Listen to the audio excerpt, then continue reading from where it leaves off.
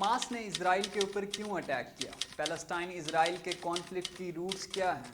ये वॉर कहाँ से शुरू हुई और ये वॉर क्या एक रीजनल वॉर बन सकती है?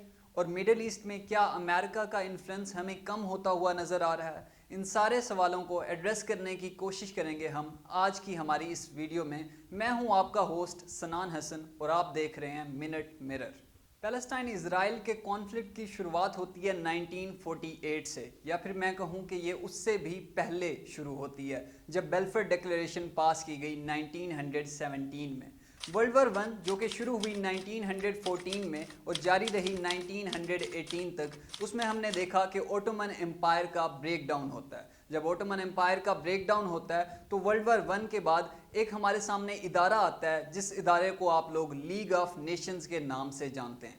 लीग ऑफ नेशंस बनाई गई थी ताकि आप फर्दर एग्रेशन को रोक सको, ताकि आप फर्दर वर्ल्ड वॉर टू को रोक सको। लेकिन उसके अलावा उसका एक और अहम काम था और वो था कि उनको मैंडेट दिए गए उन रियासतों के जो वर्ल्ड वॉर वन के दरमियान हमारे सामने आई। उन टेरिटरीज में से एक टेरिटरी पैलेस्टाइन की थी जिसका मैंडेट यूके को दिया गया था। यूके को जब ये मैंडेट दिया गया तो यूके ने बेल्फर डिक्लेरेशन पास की और जिसके तहत ज्यूज़ को ये इजाज़त दे दी गई कि वो फ़लस्तीन में आकर रहने लग गए। शुरू में अगर हम देखें तो उनकी मिकदार कोई इतनी ज़्यादा नहीं थी। शुरू में जो ज्यूज़ वहाँ पे सेटल हो रहे थे वो 5,000, 10,000, 15,000 के हिसाब से हो रहे थे। लेकिन फिर हम देखते हैं कि वर्ल्ड वॉर टू होती है जो कि 1939 में शुरू हुई और 1945 तक जारी रही। उस वर्ल्ड वॉर टू में हमने देखा एक इम्पॉर्टेंट इवेंट होता है जिसको आप लोग होलोकास्ट के नाम से जानते हो, जिसके तहत जो ज्यूज़ हैं उनका होलोकास्ट किया जाता है। 6 मिलियन ज्यूज़ को आग लगा दी जाती है। उसके बाद माइग्रेशन पैलेस्टाइन के रीजन में बढ़ जाती है।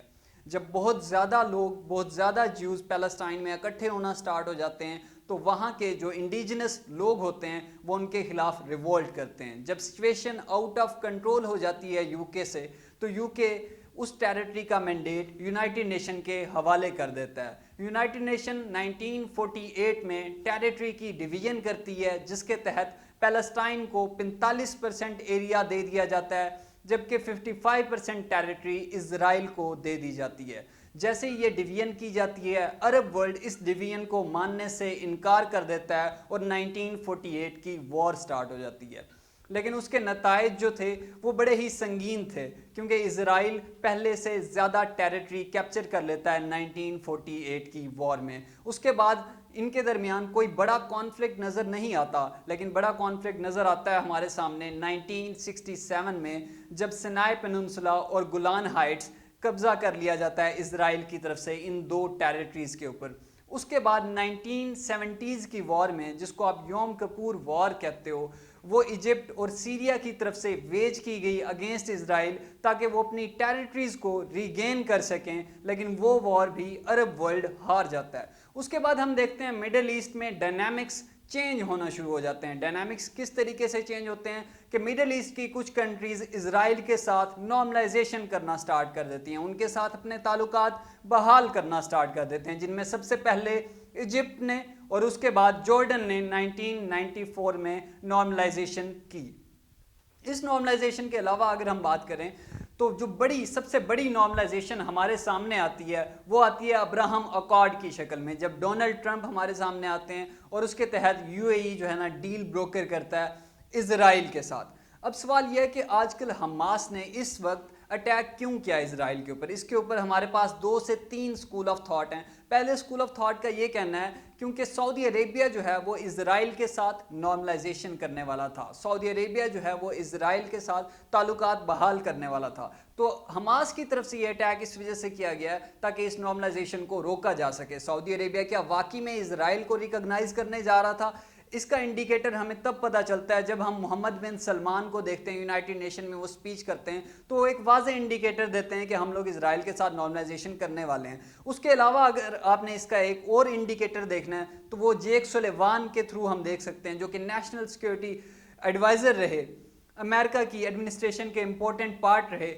ان کو اگر ہم دیکھتے ہیں تو انہوں نے وزٹ کیا سعودی عربیہ کا، ٹھیک ہے، اس وزٹ کے تحت 2 بار وزٹ کیا انہوں نے 10 دنوں میں، اور اس کا آبجیکٹیو یہی تھا اسرائیل اور سعودی عربیہ کی نارملائزیشن ہو سکے. سو کچھ لوگوں کا کہنا ہے کہ یہ اٹیک اس وجہ سے کیا گیا تاکہ نارملائزیشن کو روکا جا سکے، جبکہ دوسرا اسکول آف تھاٹ یہ ہے کہ اسرائیل جو ہے وہ پولیٹیکل ٹرمائل فیس کر رہا تھا، اکنامک پرابلم فیس کر رہا تھا. سو ایک پرسیپشن تھا کہ وہ سگنیفیکنٹلی ویک ہو چکا ہے، اس وجہ سے حماس نے اس ٹائم یہ اٹیک کیا ہے.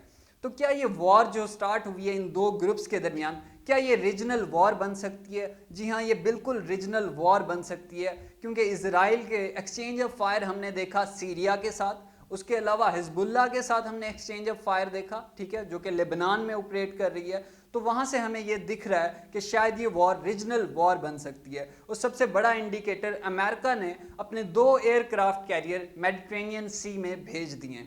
تو یہاں سے ہمیں لگ رہا ہے کہ شاید یہ وار ریجنل وار بن سکتی ہے. اور ہمارا جو آخری پوائنٹ ہے اس ویڈیو کے حوالے سے وہ یہ ہے کہ کیا امریکہ کا انفلوئنس میڈل ایسٹ میں کم ہو رہا ہے؟ وہ اس وجہ سے کم ہو رہا ہے کیونکہ جب اسرائیل کے اوپر اٹیک کیا گیا تو Biden has visited the Middle East, اور آبجیکٹیو جو تھا اس کا وہ سمپل تھا کہ اس نے سولیڈیرٹی دکھانی تھی اسرائیل کے ساتھ، اور اس کے علاوہ اس نے کوئی ایسی ڈیل بروکر کرنی تھی جس کے تحت سیز فائر ہو سکے. لیکن وہ ایز اے پیس میکر ہمارے سامنے کامیاب نہیں ہو سکا. اور دوسری طرف یونائٹڈ نیشن میں جتنی ریزولوشنز پیش کی گئیں تاکہ اس وار کو روکا جا سکے، اس کانفلکٹ کو روکا جا سکے، وہ ساری کی ساری ریزولوشن امریکہ نے ویٹو کر دی. تو وہاں سے ہمیں ایک چیز بڑی ہی واضح نظر آ رہی ہے کہ مڈل ایسٹ کے ریجن میں امریکہ کا جو انفلوئنس ہے وہ بڑا ہی کم ہوتا ہوا نظر آ رہا ہے، جبکہ دوسری طرف چائنا کا جو انفلوئنس ہے وہ بہت ہی زیادہ بڑھتا ہوا ہمیں نظر آ رہا ہے. اور اس کے علاوہ اگر اس کانفلکٹ کے ہم دیکھیں کہ کس طریقے سے اس کو ریزالو کیا جا سکتا ہے تو اس کا ایک ہی طریقہ ہے کہ آرمیسٹس ہو جائے، ٹھیک ہے. اور اس کے علاوہ ہمیں یہاں پہ کچھ بھی نظر نہیں آ رہا. ہاں 2 اسٹیٹ سولوشن کے اوپر اسرائیل کبھی آئے گا نہیں، لیکن 2 اسٹیٹ سولوشن ہے اگر اقوام متحدہ اور باقی اسٹیک ہولڈرز انٹرنیشنل کمیونٹی کی طرف سے پریشرائز کیا جائے. مزید ایسی ویڈیوز دیکھنے کے لیے ہمارے چینل کو سبسکرائب کریں اور بیل آئیکن کو دبانا نہ بھولیں.